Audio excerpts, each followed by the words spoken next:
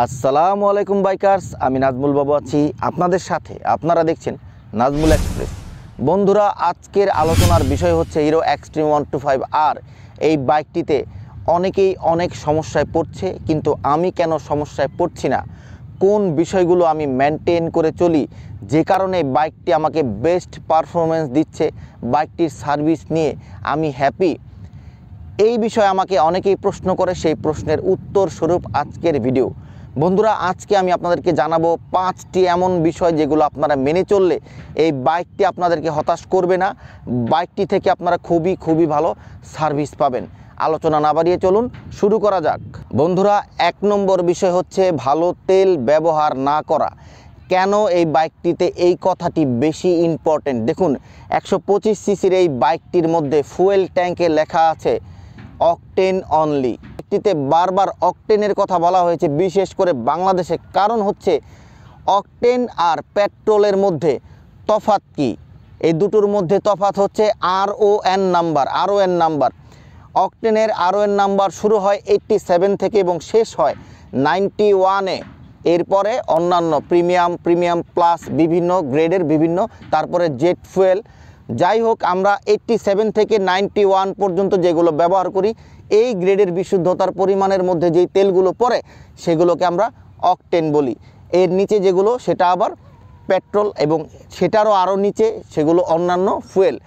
কিন্তু পেট্রোল ব্যবহার করলে বাংলাদেশে এই বাইকটির পারফরমেন্স অনেক খারাপ হবে, কারণ পেট্রোলের যে গ্রেডের কোনো বাবা মা নেই। সেক্ষেত্রে অকটেনই বলা হয়েছে। এখন অকটেনের গ্রেডের কি বাবা মা আছে?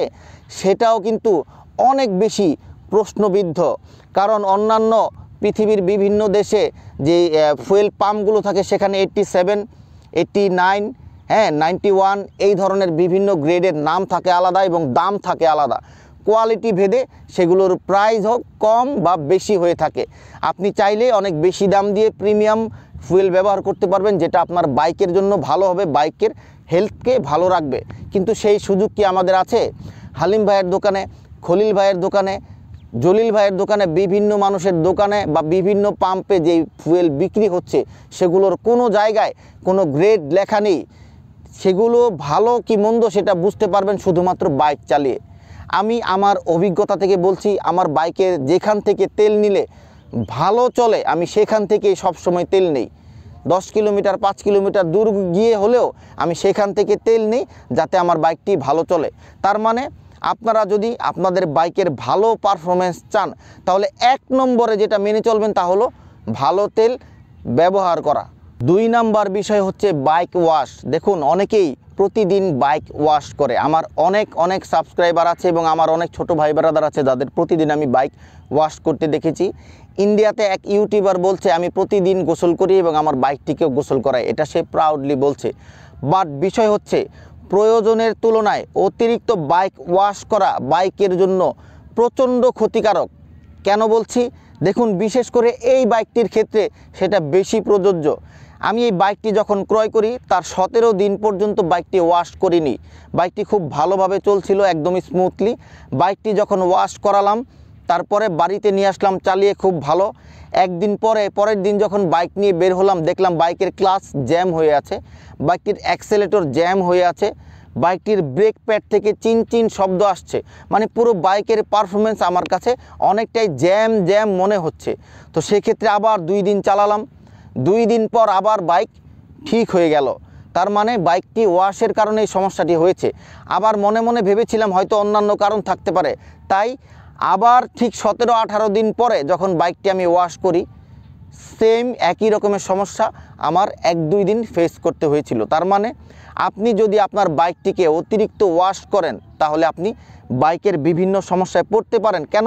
এই বাইকটিতে নাকি জং পড়ে যায়, বাইকটির কালার উঠে যায়, বাইকটির ব্রেক প্যাডে চিনচিন শব্দ করে, বাইকটির বিভিন্ন ম্যাটেরিয়ালে বিভিন্ন রকমের দুর্বলতা আছে, এইরকম অনেক অভিযোগ আছে। যেহেতু অভিযোগ আছে সেহেতু একটু সাবধান হতে সমস্যা কি? আপনি প্রয়োজনের বাইরে, একদমই প্রয়োজন না হলে বাইকটিকে বারবার ওয়াশ করার দরকার নাই। 3 নাম্বার বিষয় হচ্ছে বাইকের টায়ার প্রেশার মেনটেন করা। এত ইম্পর্টেন্ট সাবজেক্ট থাকতে কেন আমি বাইকের টায়ার প্রেশার মেনটেন করার জন্য বলছি? বন্ধুরা, এই বাইকটিতে আমি যেটা অবজার্ভ করেছি সেটা হলো প্রতি 1 মাস পর পর বাইকের টায়ার প্রেশার কমে যায় এবং সেটা আমি চালিয়েই বুঝতে পারি। এখন বাইকের টায়ার প্রেশার কমে গেলে কি কি সমস্যা হতে পারে দেখুন। আবারও বলছি, এই বাইকটি 125 সিসির বাইক। এমনিতেই বাইকটিতে ডিজিটাল মিটার, 120 সেকশনের টায়ার, বাইকটিতে এফআই এবং এবিএস থাকার কারণে বাইকটিকে আমরা 150 সিসি বা 60 সিসির বাইকের মতোই পুশ করি, এক্সট্রা চাপ পড়ে। সেক্ষেত্রে যদি বাইকের টায়ার প্রেশার কম থাকে তাহলে সেটা হবে কাটা ঘায়ে লবণের ছিটার মতো, তাহলে সেটি আরও বেশি প্রেশার নেবে, ইঞ্জিন ক্লান্ত হয়ে যাবে, স্ট্রেস হয়ে যাবে। সেক্ষেত্রে আপনি বিভিন্ন সমস্যায় পড়বেন। আমি নিজে অবজার্ভ করে দেখেছি, যখন টায়ার প্রেশার কমে যায় তখন চালানোর সময় ইঞ্জিন বেশি হিট হচ্ছে, বিভিন্ন রকমের আমি ইঞ্জিনের স্ট্রেস ফিল করতে পারছি, পাওয়ার কমে যাচ্ছে, আমি আগের মতো স্মুথ পাচ্ছি না। আবার যখন টায়ার টপ আপ করছি, প্রেশার যখন লেভেলে চলে যাচ্ছে তখন আবার ভালো পারফরমেন্স দিচ্ছে। তো এটা আমি যেহেতু অবজার্ভ করেছি সেটা আপনাদেরকে জানালাম এবং এটি গুরুত্বপূর্ণ একটি বিষয়, এটাকে গুরুত্ব সহকারে নেবেন। প্রতি মাসে একবার, প্রতি 1.5 মাসে বা 2 মাসে হলেও একবার করে চেক করবেন বাইকের টায়ার প্রেশার ঠিক আছে কিনা। 4 নাম্বার বিষয় হচ্ছে বাইকের ফ্রিনেস। এটাকে আমি শর্টকাটে বলতে পারছি না, বিষয় হচ্ছে বাইকের টায়ারগুলো মানে চাকাগুলো ফ্রি আছে কিনা। আপনি বাইকটাকে ডাবল স্ট্যান্ড করবেন, দেখবেন সামনের চাকা এবং পেছনের চাকা ফ্রি আছে কিনা। এটা আমি আমার বাস্তব অভিজ্ঞতা থেকে বলছি।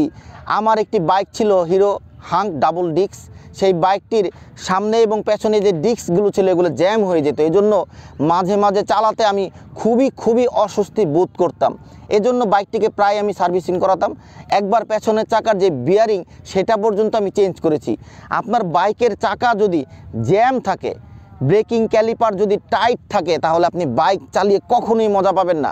আর আরও একটি গুরুত্বপূর্ণ বিষয় হলো বাইকের পেছনে যে চেন, এই চেন ক্লিন করবেন এবং চেনে ভালো মানের লুব ব্যবহার করবেন। দেখুন, আপনি চেন যদি ক্লিন করেন তাহলে আপনি ইনস্ট্যান্টলি বুঝতে পারবেন বাইকের স্মুথনেস কিছুটা হলেও বেড়ে যায়। আমি আমার বাইকে যতবার চেন ক্লিন করিয়েছি এবং চেন লুপ করিয়েছি ততবারই আমি বুঝতে পেরেছি বাইকটি এখন কিছুটা আপগ্রেড, ভালো পারফরমেন্স দিচ্ছে, যেটা আবার ধীরে ধীরে ডাউন হবে। আবার যখন আপনি এটা করবেন আবার পারফরমেন্সটা সঠিক জায়গায় চলে আসবে। তার মানে আপনার বাইকের যদি চেন ক্লিন বা লুব না থাকে, সেখানে যদি জ্যাম থাকে, আপনি যত দামি গাড়ি হোক না কেন চালিয়ে মজা পাবেন না। তো এই বিষয়টাকে আপনারা খুবই গুরুত্ব সহকারে দেখবেন। বন্ধুরা, 5 নম্বর বিষয় হচ্ছে 3 জন নিয়ে বাইক চালানো। দেখুন, এটা আইনত দণ্ডনীয় অপরাধ এবং এটা আপনার বাইক এবং নিজস্ব হেলথের জন্য ক্ষতিকর। সেটা আমি বিস্তারিত হয়তো আপনাদেরকে বলতে পারবো না, আপনারা বুঝে নিন। বাইক যখন আপনি 3 জন নিয়ে চালাবেন তখন বাইক বেশি রকমের প্রেশার নেবে। বাইক তার সঠিক গতি, স্বাভাবিক গতি বা আপনাকে স্যাটিসফাইড করার জন্য একটা অন্য একটি গাড়িকে ওভারটেক করার জন্য যেই প্রেশারটা নেবে সেই প্রেশারটা কিন্তু 1 জন বা 2 জন চালালে নেয় না। কে এক্সট্রা প্রেশার দিলে বাইকের এক্সট্রা মেনটেন্স করতে হবে, সেটা কোম্পানিকে দোষ দেয়া যাবে না। আর বেশি ব্রেক শো ক্ষয় হবে, আপনি বেশি তেল খরচ করবেন কারণ আপনার আরপিএম বেশি খরচ হবে, আপনার বাইকের বিভিন্ন পার্টস দ্রুত দুর্বল হবে। সেটার জন্য আপনি কোম্পানিকে দায়ী করবেন না, কারণ সেটার জন্য আপনি নিজে দায়ী যদি আপনি 3 জন নিয়ে বাইক চালান। আর আরও একটি বিষয় হচ্ছে, বাইক যদি আপনি ঢেকে না রাখেন তাহলে আপনি আরও বেশি সমস্যায় পড়তে পারেন। আমি যখন অফিসে যাই সকাল 9:30 পৌনে 10টার দিকে, তখন থেকে আমি আমার বাইকটি বিকাল 5টা-6টা পর্যন্ত ঢেকে রাখি।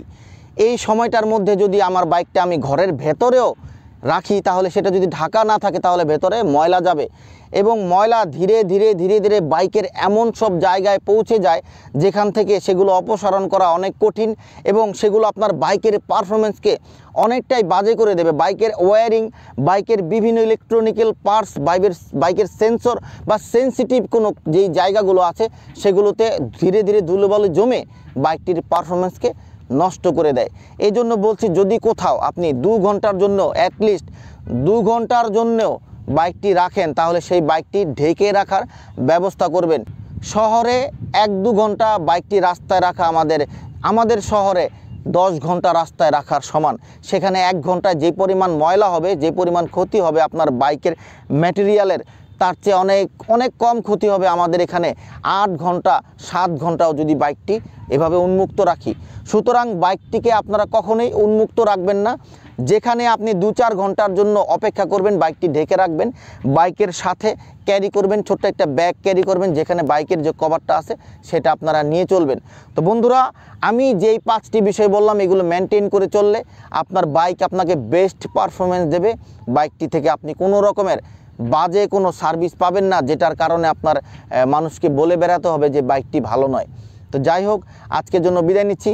ভালো থাকবেন, সুস্থ থাকবেন, আর হ্যাঁ, আমার চ্যানেলটি সাবস্ক্রাইব করে পাশে থাকবেন, কারণ এই রোদের মধ্যে ভিডিও করতে প্রচুর কষ্ট হয়, তবুও আমি আপনাদের জন্য করি, আপনাদের ভালোবাসার জন্য করি। খোদা হাফেজ বন্ধুরা, খোদা হাফেজ।